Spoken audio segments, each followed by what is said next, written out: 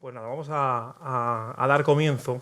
Mi tarea fundamental es explicar qué es lo que vamos a hacer y explicar qué es lo que vamos a hacer desde la experiencia previa. Lógicamente el colegio no tiene una experiencia previa porque todavía no han comenzado, pero lo que vamos a traer aquí, lo que vamos a comenzar a partir de septiembre, es evidente que es algo que hemos hecho ya en otros lugares, ¿no? Y que está de alguna manera experimentado. Yo creo que la gran ventaja o la novedad que tenemos aquí es que todas esas cosas van a confluir a la vez.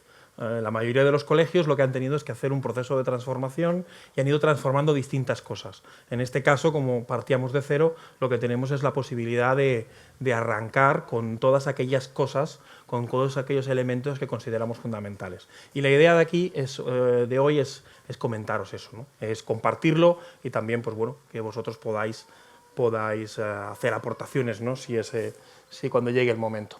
Mirad, yo quería comenzar con una pequeña reflexión. Yo ahora, bueno, estoy en estos momentos en Sevilla dirigiendo un colegio y en septiembre estaré aquí.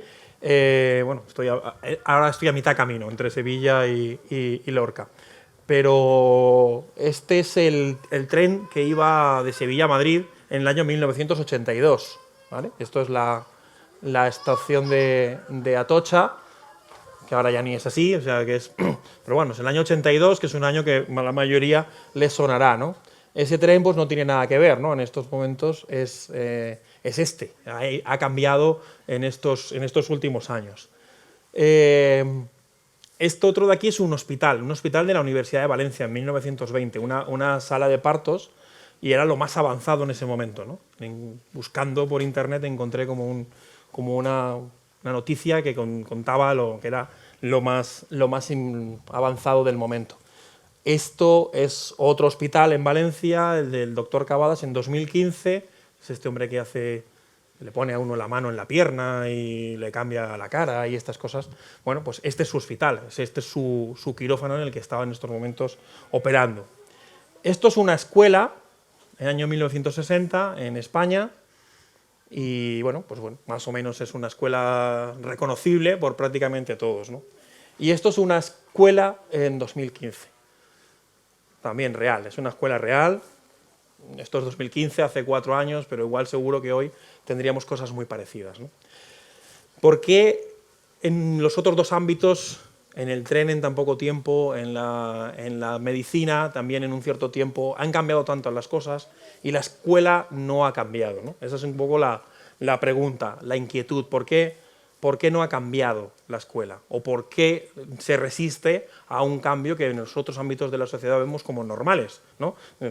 Hay veces que hay profesores que dicen, es que esto funciona, a mí me educaron así y funcionaba. Y yo les digo, sí, y la manera de operar una apendicitis hace 30 años también era la mejor, probablemente. Pero a nadie se le ocurre hoy operar una apendicitis de esa forma, ¿no? Tener ahí un costurón de 10 puntos y haber tenido que haber hecho una abertura. Hoy se buscan otras fórmulas. Entonces, bueno, eso mismo creo que también hemos de aplicarlo en la educación. Esto que es un planteamiento que nos podemos hacer así como teórico, tiene un planteamiento práctico. Esto de aquí es un estudio que hicieron en el MIT, en la universidad. En realidad el objetivo de este estudio era probar que una pulsera podía recoger la actividad cerebral en el aparato parasimpático durante toda una semana. Entonces a uno de los estudiantes de segundo curso se le puso esa pulsera y se comprobó cuál era su actividad cerebral durante ese periodo de tiempo. El experimento funcionó y se vio que sí, efectivamente la pulsera funcionaba y que se podría ya utilizar en otros campos. Lo curioso eran los resultados, en principio no esperados, que aparecieron aquí. Si os dais cuenta, bueno, aquí la actividad cerebral pues se va viendo por ese movimiento en las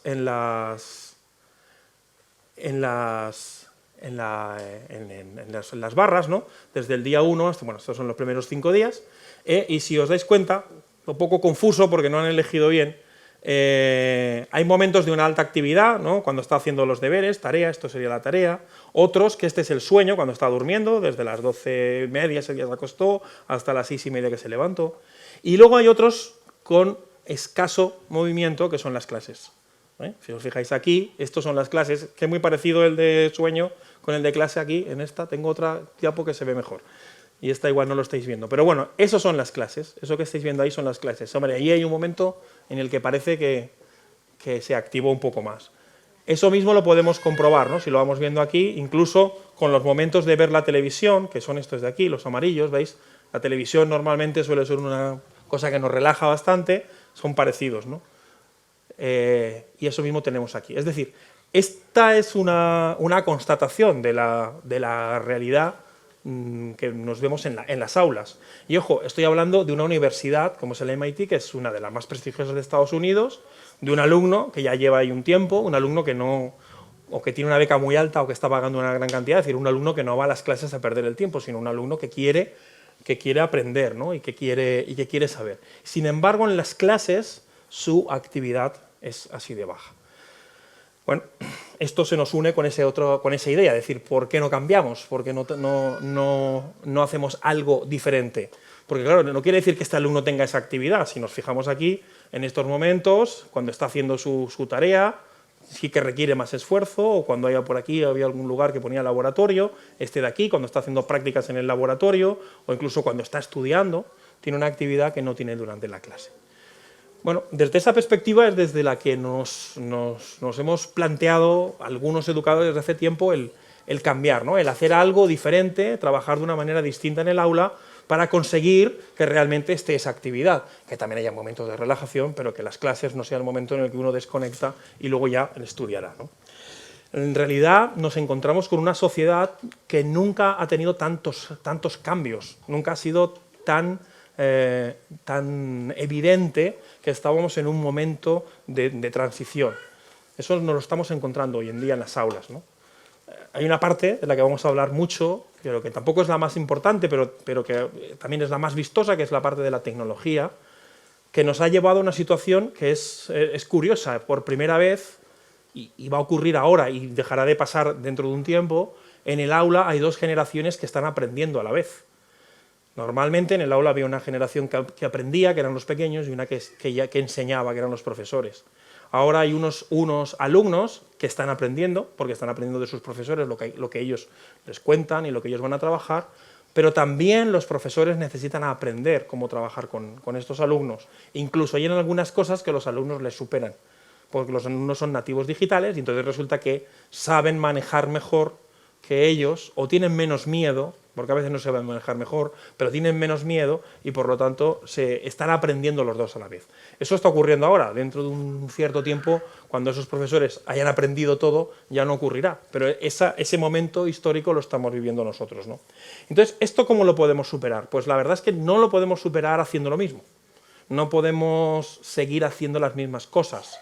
Necesitamos hacer un cambio radical, incluso un cambio disruptivo, ¿no? Romper con la línea de evolución. Por evolución se podría hacer, pero por evolución tenemos un problema también, y es que eso pasa en los colegios. Vamos a hacer un cambio y lo iniciamos en primero de primaria. Pues hombre, los de segundo de primaria, pobrecitos, no van a ver el cambio nunca, ¿no? Porque van a estar siempre con lo anterior, ¿no? Entonces, nosotros consideramos que es importante hacer ese cambio, ¿no? Entonces, ¿esto cómo lo podemos hacer?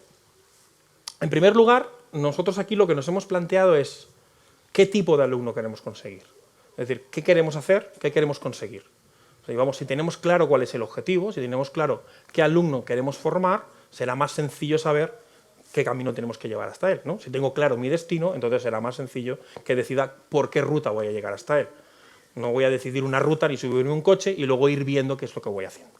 Entonces, desde ahí hemos definido un tipo de alumno que entendemos, o un modelo de alumno que entendemos que es el tipo de persona adulta que va a poder vivir y defenderse bien en esa sociedad que a él le va a tocar vivir.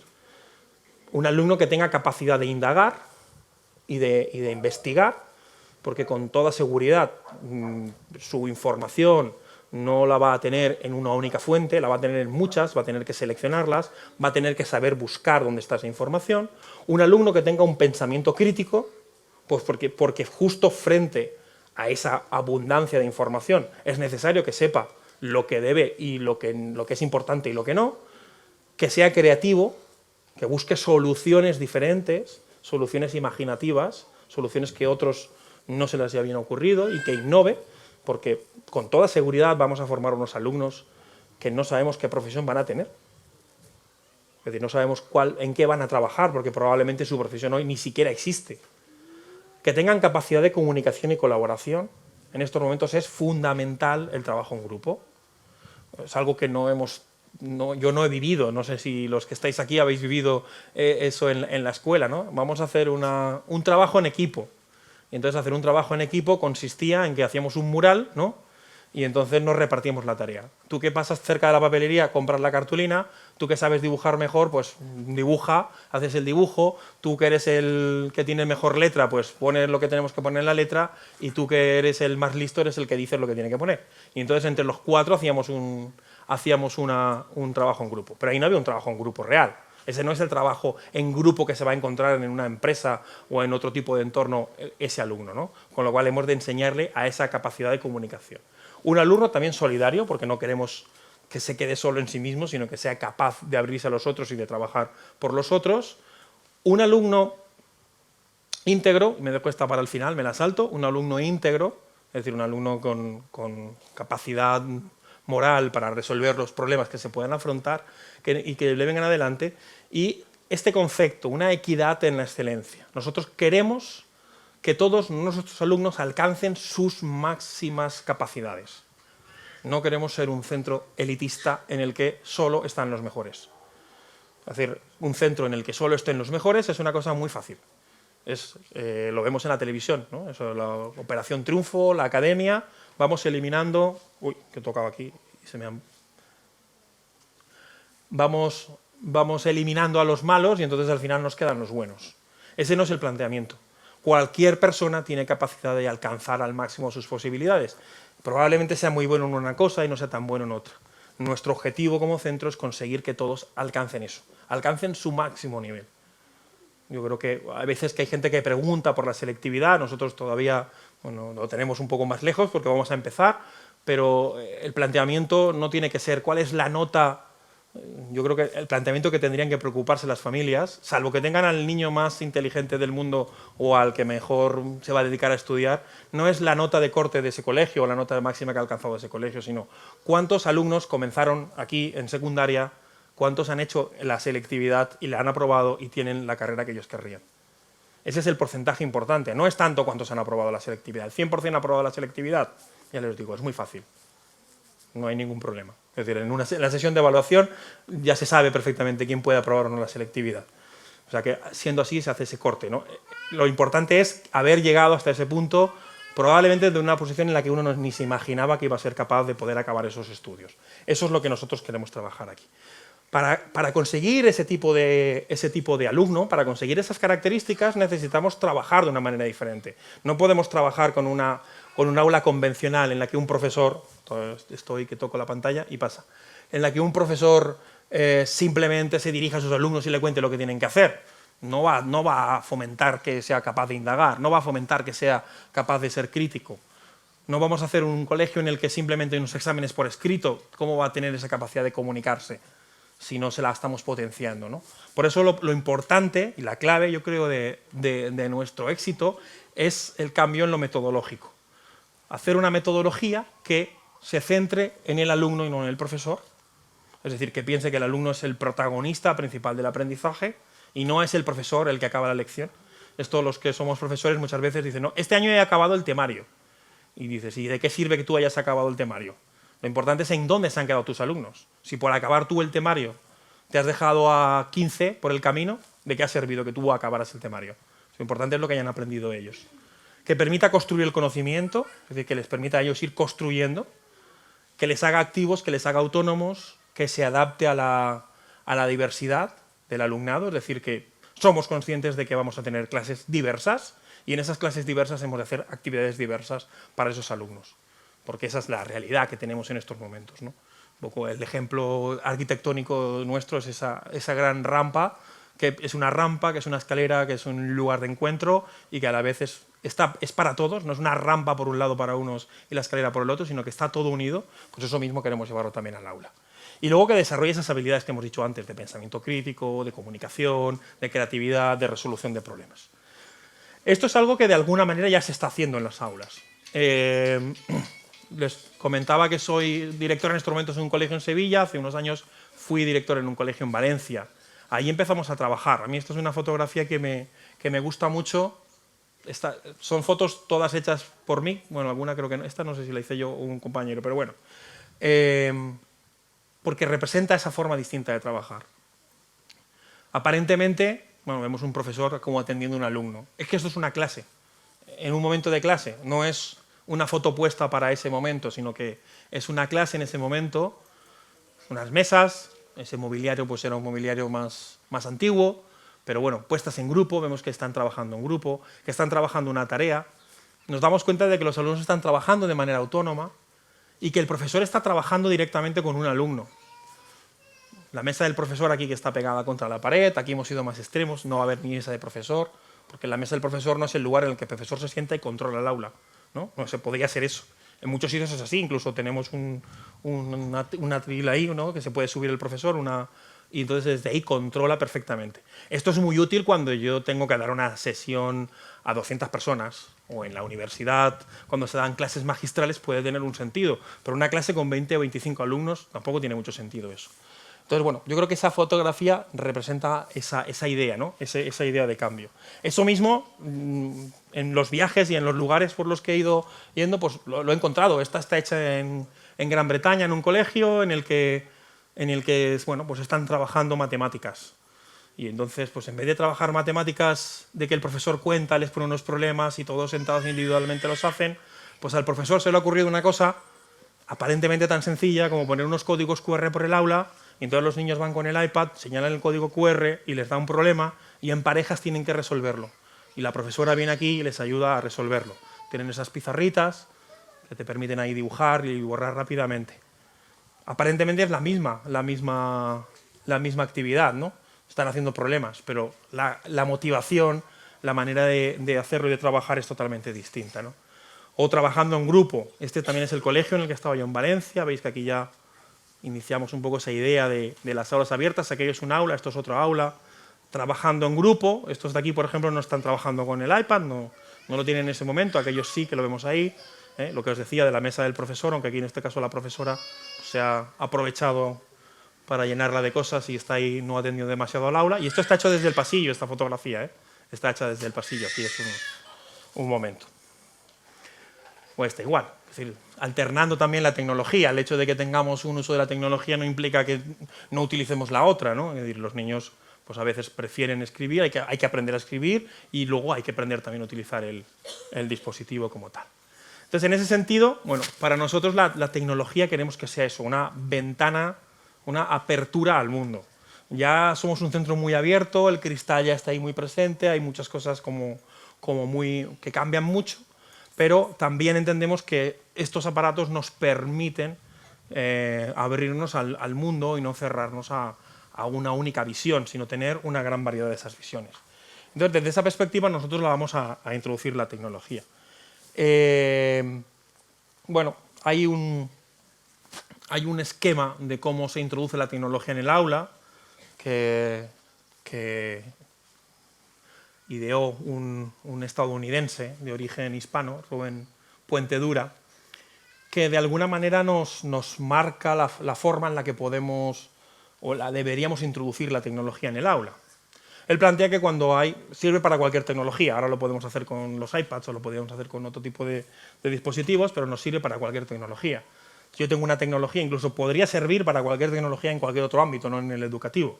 Pero bueno, en un primer momento, cuando yo introduzco la tecnología, me planteo introducirla como un elemento de sustitución. ¿Qué se puede hacer con esto? Pues bueno, en principio se puede hacer lo mismo que con otras tecnologías anteriores. ¿Puedo leer un libro? Sí, puedo leer un libro. ¿Puedo escribir? Puedo escribir. ¿Puedo dibujar? Puedo dibujar. Pongo el dedo y se me va para allá. Puedo dibujar, ¿no? Todo eso sería un planteamiento de sustitución. Directamente cambiamos una herramienta por otra. Esta es más atractiva, más limpia, pero bueno. Normalmente, si solamente hay una cuestión de sustitución, pues no nos lo planteamos, porque ¿para qué introducir una tecnología que es más cara si puedo hacer lo mismo que hacía con la otra que era más barata? Normalmente cuando lo introduzco es porque hay un poco de aumento, hay una ventaja. Esto tiene una ventaja. Digo, aquí puedo leer un libro. Lo que no puedo llevar en la mochila son los 300 libros que llevo aquí. No lo podría llevar. He llegado a llevar 10 o 12 en alguna época, pero 300 no. Entonces, esa es una ventaja que ella me da. O el poder tener aquí toda una serie de archivos y poder acceder, o poder acceder directamente a Internet, o poder enviar un correo electrónico desde cualquier lugar. Eso es una ventaja que ya tengo, que me permite la tecnología. Pero nosotros no queremos quedarnos ahí, porque ese sería un primer punto, es una mejora. Nuestro objetivo no es ese. Nuestro objetivo es llegar a conseguir una redefinición de lo educativo. Y esa redefinición de lo educativo la podemos conseguir precisamente introduciendo una tecnología que nos permite hacer cosas que hasta ese momento no era posible hacerlas. Es decir, algo que si no hubiéramos introducido la tecnología no lo podríamos haber hecho nunca en el aula. Un ejemplo claro es todo lo que es la producción audiovisual. Es decir, un iPad, un dispositivo de estos, es una pequeña cámara con una calidad más que aceptable y un estudio de grabación, un estudio de montaje para poder hacer una película. Es decir, esto permite a cualquier alumno, en menos de 10 minutos, poder hacer una película. Luego ya fomentaremos su creatividad, porque su película puede ser buena o mala. O sea, que la pueda hacer no quiere decir que sea buena o mala, pero nos permite hacer una película. Por lo tanto, nos permite generar tareas diferentes a las que hasta ese momento habíamos podido hacer con ellos. Yo pongo siempre un ejemplo que me ocurrió a mí, ¿no? Dando clase. Llevo ya bastantes años dando clase y llegó el momento en el que los alumnos empezaban a tener ordenadores. Y entonces me preguntaban si podían hacer los trabajos en ordenador. Y dije, bueno, fantástico, no sé, yo soy el más pro tecnología de todos, ¿cómo te voy a decir que no hagas el trabajo por ordenador? Y entonces empezaron a entregarme trabajos. La primera vez, pues bien, la segunda vez, pues descubro que hay un trabajo que se parece sospechosamente a otro. Y entonces llamo a ese alumno y le digo, bueno, te has copiado, ¿no? Te has copiado del otro. Y no, te juro de verdad que no, de ninguna manera yo me he copiado de él, yo no he hecho nada con él, es que además es que nos llevamos mal. Y dices, es verdad, no se ha copiado de él. Ahí es donde descubrí el rincón del vago. Ellos lo habían descubierto antes que yo, entonces, claro, yo pedía un trabajo de lo que fuera y ellos iban allí y me hacían el mismo trabajo. Eran torpes, no tenían creatividad, porque si se hubieran puesto de acuerdo, habrían cogido dos versiones diferentes del trabajo y yo no me habría dado cuenta hasta un tiempo más tarde, ¿no?, del rincón del vago. Entonces, claro, ahí es cuando dije, bueno, vamos a volver otra vez a escribir a mano, ¿no? Contra de mis planteamientos, pues volvemos y todo a mano. Hasta que me acabé encontrando que me citaban entre corchetes y me ponían véase también, una cosa así, y cerraban, y dije, bueno, da igual, que lo hagamos a mano o no, porque él está copiando directamente de lo que aparece en Wikipedia y si no, lo único que le falta ya es poner el enlace en azul en vez de en negro como el resto, ¿no? Entonces ahí es cuando de alguna manera dije, esto hay que cambiarlo, ¿no? No les puedo estar pidiendo, el problema no está tanto en el tipo de trabajo que me están entregando ellos, sino en el trabajo que yo les estoy pidiendo. En realidad no están plagiando ellos, sino el primero que ha plagiado soy yo. El primero que les ha dicho, léete este libro y hazme un resumen en 3 folios, he sido yo, que he sido nada creativo a la hora de pedirle ese trabajo. He hecho el mismo trabajo que me pidió a mí mi profesor y el que probablemente le pidió a mi profesor su profesor. Es decir, estábamos arrastrando un trabajo y ese trabajo ya no es el adecuado para este momento tecnológico. Si en ese momento yo, en vez de pedirle que me hagan ese resumen de 3 folios, le digo que me hagan una adaptación al vídeo en la que salgan ellos, evidentemente esa ya no la van a encontrar en Internet. Para hacer un guión, les habré tenido que enseñar antes que para hacer un guión de una pequeña película de 3 minutos o de un tráiler, bueno, uno no se pone a grabar, tiene que hacer primero un guión y decidir qué es lo que va y hacer una adaptación de lo más importante del libro, que tiene 200 páginas, a la película, que tiene 2 minutos. Entonces hay que saber qué es lo importante, y para saber lo que es lo importante, pues por lo menos tienes que saber de qué va el libro. No sé si me voy a garantizar que se lean el libro, pero sí que me voy a garantizar que busquen en Wikipedia, que busquen en el Rincón del Vago y que busquen varios artículos para decidir qué es lo importante, que en definitiva es lo que yo quería, ¿no? Lo que yo quería es que supieran la importancia de ese libro o los personajes importantes o lo que fuera, ¿no? Entonces, si yo le cambio el tipo de trabajo, ahí ya no existe la posibilidad de plagio. Tienen que crearlo ellos. Y habrá más creativos y habrá menos creativos. Y hay vídeos fantásticos y hay vídeos que los tienes que ver pues porque los tienes que calificar, pero bueno, también pasa lo mismo con los otros trabajos, ¿no? Entonces, eso es lo que nos permite la tecnología, esa redefinición, crear tareas que no existían antes. Entonces, desde esa perspectiva es desde la que nosotros la queremos incorporar, porque podemos hacer cosas que no podríamos hacer de otra forma, ¿no? Incorporarla, ya las he visto todas estas diapositivas porque como han ido saltando tantas veces, pero bueno, incorporarla como lo hemos hecho ya en la vida, es decir, la tecnología está en nuestras vidas. Podríamos ser antitecnología, los hay todavía. Yo en la radio venía escuchando uno que decía no tengo teléfono móvil, es factible no tener teléfono móvil hoy. También se puede vivir sin energía eléctrica y se puede vivir de la agricultura, como hacen los Amis en Estados Unidos. O sea, es posible, es decir, que no, es una opción de vida que no voy a entrar ni a criticar ni nada, es factible. Pero la realidad que tenemos es que todos estamos trabajando y tenemos la tecnología integrada, ¿no? Entonces, hemos de enseñarles a utilizar esa tecnología a esos alumnos, ¿no?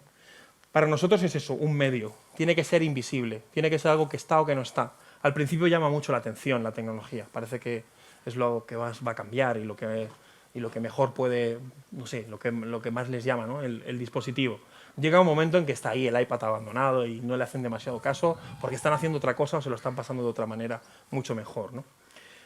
En nuestro caso optamos con el iPad como principal herramienta por varias razones. Una, porque es muy fácil de trabajar con él.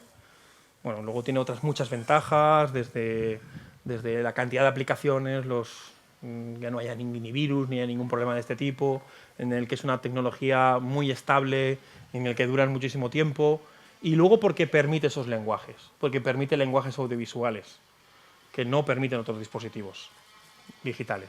Es decir, con un Chromebook no se puede hacer una película, con un iPad se puede hacer una película. Y facilita también conseguir esas competencias que nosotros queríamos, ¿no? Como os decía, hay esa opción de compatibilizar. Esto es en Valencia, en el colegio, el iPad, la libreta. ¿Puedo escribirlo a mano? Pues bueno, pues escribirlo a ti te es más cómodo. Otra cosa es que si me lo vas a entregar, pues me puedes hacer una foto, ¿no? Eso ya lo hacemos todos, ¿no? Cuando algo nos interesa, hacemos una foto. Un dispositivo que pueden utilizar cualquiera. Esto es en el mismo colegio de Inglaterra de antes. Y estos son niños, este es un ordenador bastante antiguo de Apple y lo que están haciendo es contar una historia. Les habían contado antes la historia de Juan y las judías y por grupos estaban haciendo cosas. Son niños de infantil, de 4 años, 5 años. Había un grupo que estaba haciendo una película en stop motion con el iPad, tenía las figuritas y las iba moviendo. Otros que estaban construyendo el castillo con cajas. Otros que estaban haciendo una cosa de comidas en no sé qué, en otro sitio, una especie de collage, y estos estaban contando esa historia, cogían las distintas escenas del cuento y las grababan con la cámara que tiene ahí, veis aquel cómo lo está haciendo, y ellos contaban lo que estaba ocurriendo en ese momento, o sea, grababan una pequeña película como si fuera de dibujos animados, poniendo la imagen delante de la cámara y contando, pues Juan hizo no sé qué, hizo no sé cuál, iban contando eso. Una tecnología que puede ser compatible también con los libros. Los libros pueden estar ahí y son importantes. Ya digo que pueden estar también aquí, pero bueno, pueden ser una fuente de consulta en muchísimos momentos, ¿no? Y una tecnología, pues eso, que permite el poder trabajar de manera común o incluso en cualquier espacio. Esto es en el colegio en Sevilla, en el que, bueno, pues ahí están los alumnos trabajando, están en clase. Eso es un pasillo. O sea, los alumnos, una de las cosas que vamos a ver ahora también con la cuestión del mobiliario y con la cuestión del edificio, es que los alumnos cogen todo el colegio como un lugar de aprendizaje. Y esto al principio puede sorprender un poco, ¿no? Los primeros los profesores son los que se tienen que convencer de que no pasa nada que los alumnos salgan fuera. Evidentemente no están fuera todo el rato, sino que siempre hay alguien por ahí, hay un profesor que está en algún momento apareciendo, pero el planteamiento, ¿no?, que se podría tener es, bueno, si los alumnos se van y están en cualquier parte del colegio grabando un vídeo o haciendo una tarea, bueno, lo normal es que no hagan nada, ¿no? Lo normal es que pierdan el tiempo, que estén, pues eso, haciendo cualquier otra cosa, ¿no? Y que cuando vuelvan, pues no hayan podido hacer nada, lo hayan hecho todo en los últimos 2 minutos. Y no es así. O sea, los niños están trabajando. Si os fijáis, estos de aquí tienen, no sé lo que están haciendo. Tienen un esquema. Yo creo que estaban grabando un vídeo, les había enseñado cómo contar una historia y aquí tenían un esquema y estos estaban aquí redactando, están utilizando el iPad, estos ya están grabando el vídeo por aquí, son grupos distintos, ¿no? Y tú ves a los alumnos que están ahí, que están trabajando, te pasas por ahí, les preguntas, te cuentan lo que están haciendo, acaban y se vuelven al aula. Entonces, esa es también la idea, ¿no? De que pues, en cualquier lugar, ¿no? Pues estos mismos igual, grabando en la escalera, con la historia. En este caso, pues es una cosa parecida a lo que he contado. O sea, se ha leído un libro y se lo quiere recomendar a sus compañeros y en vez de escribir una noticia, lo que hace es, pues una compañera le va grabando y va contando el por qué ese libro, qué le ha gustado y por qué lo recomienda, ¿no? Y ahí está grabándole. Esa sería la segunda parte, ¿no? El segundo pilar, la metodología, el primer pilar, la parte de la introducción de la tecnología como un segundo pilar, y uno tercero que también consideramos muy, muy importante, que es el entorno en el que estamos, ¿no? El espacio. Queremos un espacio que acoja y un espacio diverso y multidisciplinar, ¿no? Esto mismo lo podríamos haber hecho en un salón de actos. Lo normal hubiera sido en un salón de actos y sin embargo hemos buscado un lugar así más abierto, más agradable. Si estuviéramos en un salón de actos, pues bueno, estaríamos igual, no sé si más atentos, probablemente no, pero igual más incómodos o unos estarían más lejos, otros más cerca. Bueno, ese hecho de que puedan ser espacios diferentes y diversos, pues nos parece como muy interesante. Entonces, desde esa perspectiva se ha diseñado el colegio, ¿no? Y ahí los arquitectos han hecho una gran labor de ver ese uso educativo y de plasmarlo también y de llevar todos los requisitos técnicos que tiene una obra como este tipo, ¿no? Y incluso toda la parte, yo creo que también estética, que creo que eso también se ha conjugado, ¿no? Es decir, no es... Hay colegios que están muy bien, son muy funcionales y dices, muy bien, qué fantástico. Hay colegios que son muy bonitos, pero dices, pero aquí falla esto, o cómo vamos a hacer esto, cómo vamos a hacer tal clase, y yo creo que aquí hemos conseguido ese equilibrio, ¿no? Una parte estética y una parte de funcionalidad muy importante, y luego, sobre todo, el que los espacios favorezcan la metodología que queremos llevar adelante, ¿no? Entonces, en ese sentido, bueno, pues un lugar en el que se sientan cómodos, que sea amable. Los colegios se asemejan, la mayor parte de ellos, a un recinto carcelario, ¿no? Es curioso porque se ponen las verjas, ¿no? Aquí hay la duda de si es pequeña o no es pequeña. Yo digo, yo no la haría más. O sea, aquí el peligro no lo vamos a tener en que se vaya ningún alumno. ¿Por qué se tienen que querer ir? Yo he estado en Finlandia, en los colegios en Finlandia. Los colegios en Finlandia no tienen ningún tipo de, bueno, evidentemente aquí, que si tienes ahí sí que hay una valla, pero que hacia afuera los colegios son espacios totalmente abiertos. Los alumnos tienen clases de 45 minutos y 15 minutos de patio. Así, todo el día. 45 minutos de clase, los de primaria, 15 minutos de descanso, 45, 15 minutos de descanso, luego hay un descanso de 45 minutos en el que se come y se descansa, y luego de nuevo a clase otra vez. En esos 15 minutos los niños... Finlandia, yo estuve en abril y todavía había montones de nieve por la calle. Los niños salen de clase, se ponen el mono que nos pondríamos nosotros para esquiar, se ponen las botas de montaña que tienen ahí porque van descalzos en clase, se van fuera, se mueven por allí. Los profesores no vigilan los patios, no hay profesores allí vigilando nada. Acaban los 15 minutos, vuelven, se quitan los zapatos, las botas, se quitan el mono y vuelven a la clase. Había una alumna que, bueno, era de padre o madre, no recuerdo, española, había estado en Benalmádena, que hay un colegio finlandés que sigue los criterios educativos de Finlandia, pero bueno, estaba allí, hablaba español perfectamente porque el finlandés es un poco más complicado. Y claro, le comentábamos que nos comparara. Ya sí que había visto los colegios en España, llevaba 2 o 3 años en Finlandia, un poco la diferencia que veía, ¿no? Lo primero que le llamaba la atención era eso, decía, es que los colegios en España me parecen una cárcel, me parecen un lugar en el que no se tiene que querer escapar, no se tiene que escapar nadie, ¿no? Y aquí es una cosa como muy abierta, nos podemos mover con libertad. Bueno, pues eso es lo que nosotros hemos querido llevar aquí, que se sientan cómodos, que sea un lugar al que quieren venir, y que se sientan cómodos trabajando en un lugar o en otro.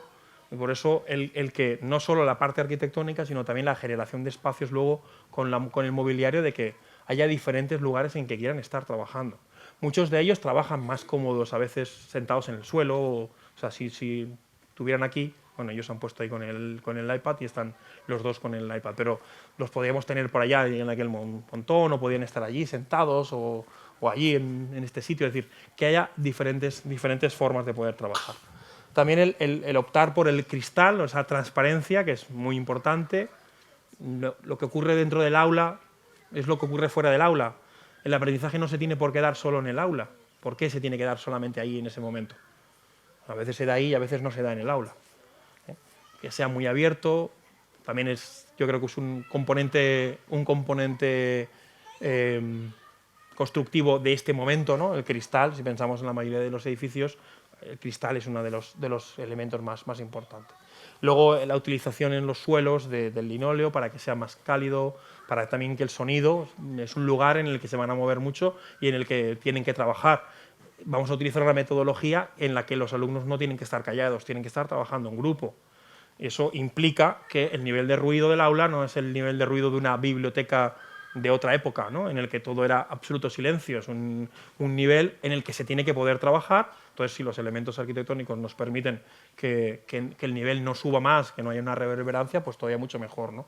Y luego esa versatilidad en el aula con los tabiques móviles.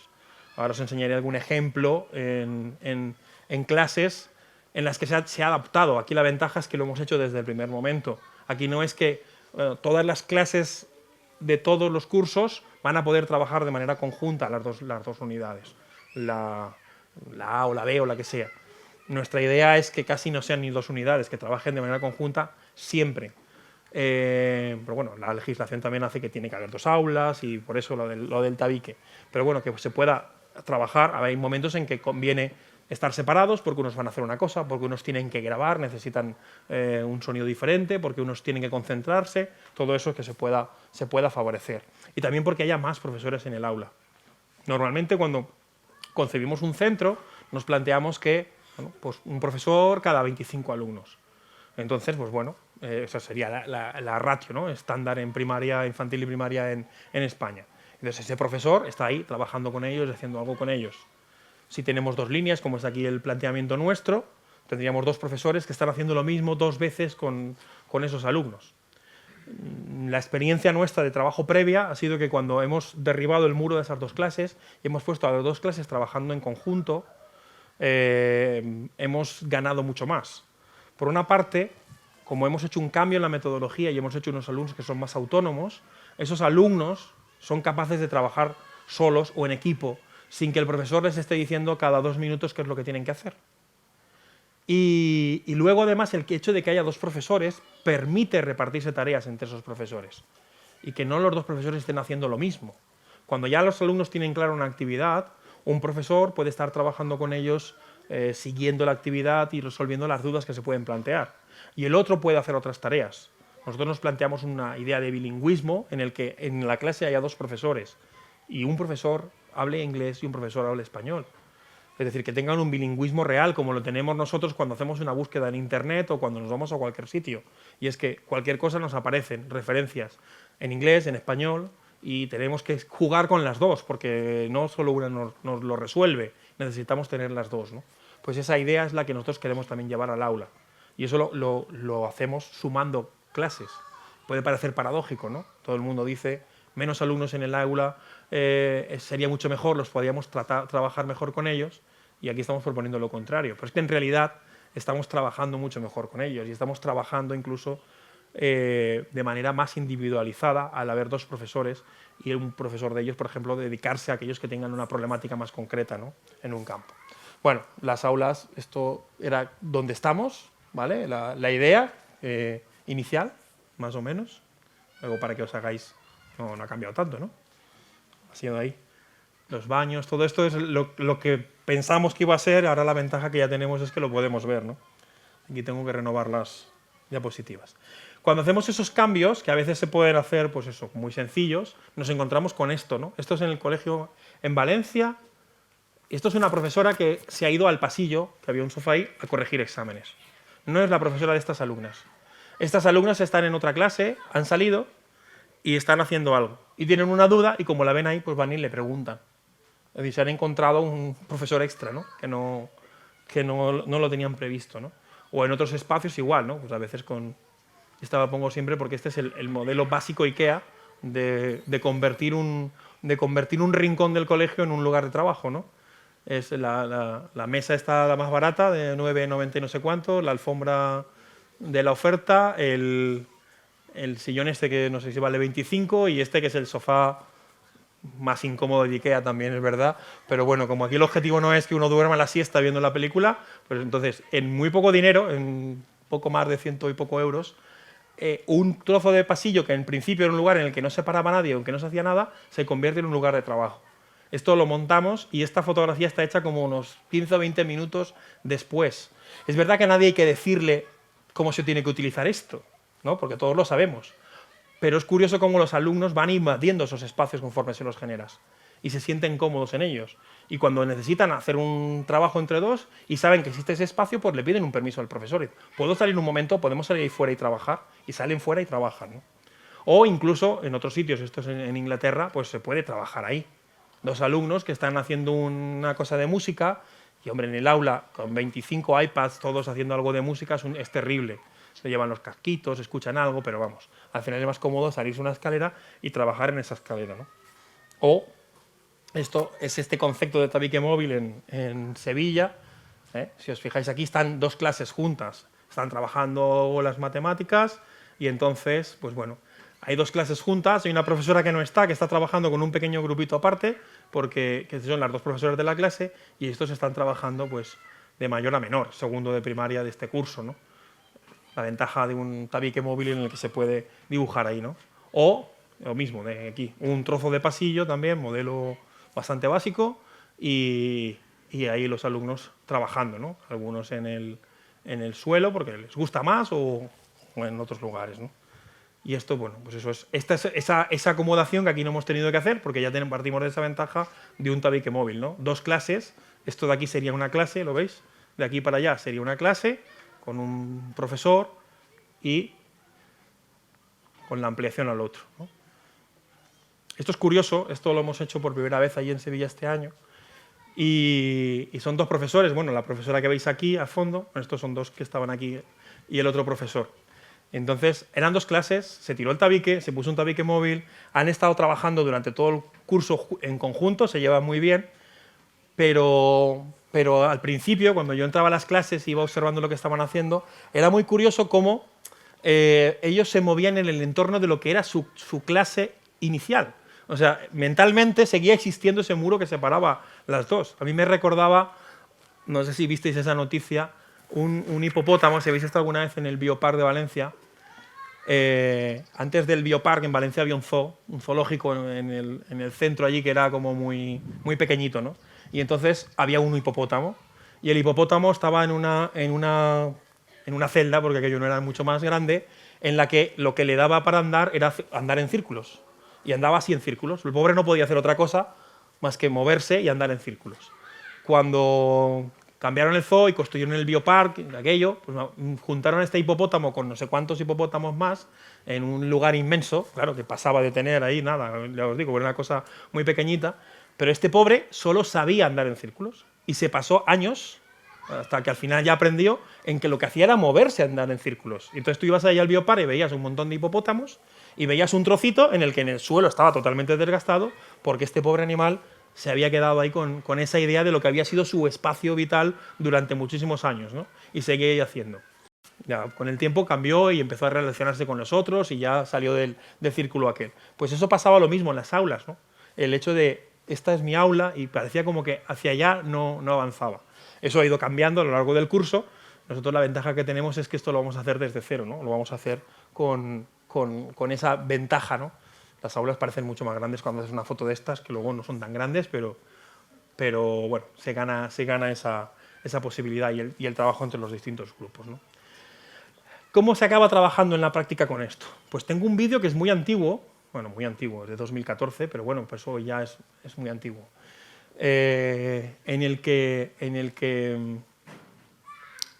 se ve bien, al final, cómo es la vida en un colegio cuando se hacen estas cosas.